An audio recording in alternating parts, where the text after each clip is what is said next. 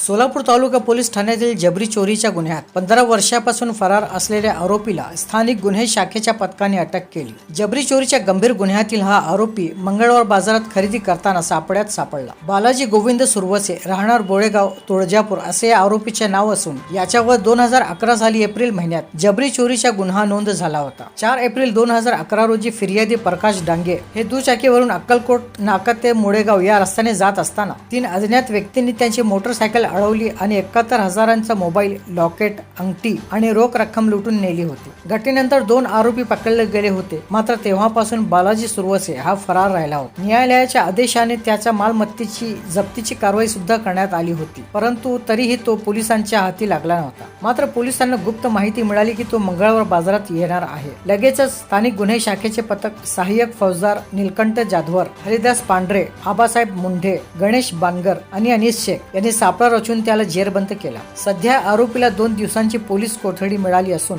या प्रकरणाचा पुढील तपास सुरू आहे।